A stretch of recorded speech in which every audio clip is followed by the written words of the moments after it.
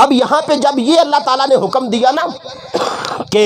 والدین کے ساتھ حسن سلوک کرو، اور پھر اس کے بعد ماں کی عزت کے بارے میں اور فضیلت کے بارے میں تفصیلی بات کی، ساتھ ایک بات اللہ نے اور بھی کی،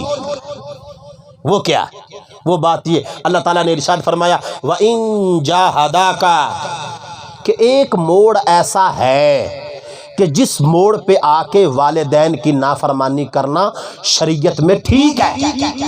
اور شریعت میں والدین کی نافرمانی کرنا اس موڑ پہ آ کے ضروری ہے۔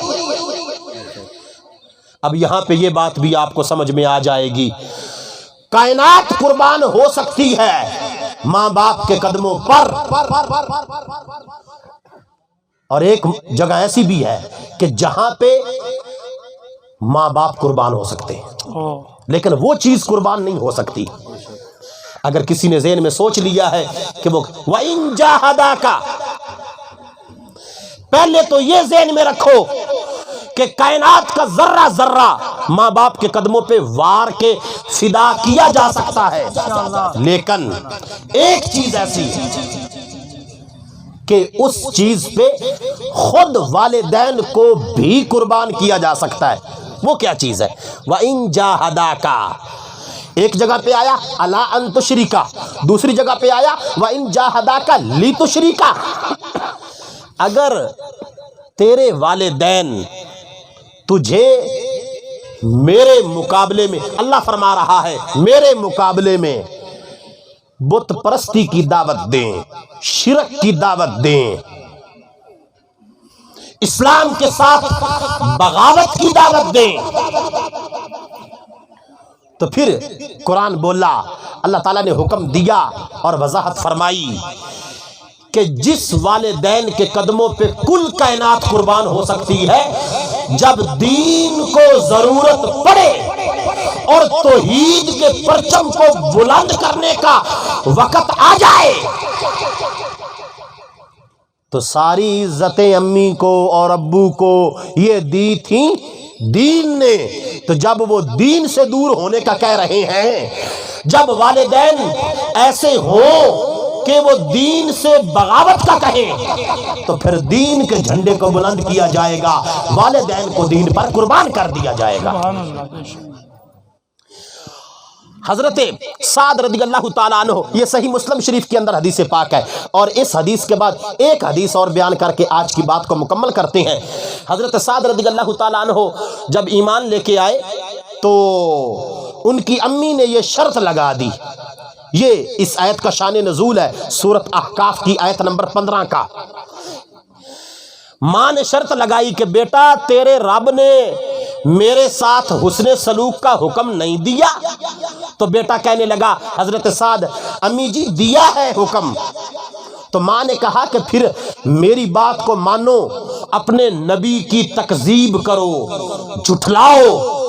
اور اسلام کو چھوڑو، اگر تم نہیں چھوڑو گے تو میں یہ قسم اٹھاتی ہوں کہ میں پوری زندگی بھوک ہڑتال کر دوں گی۔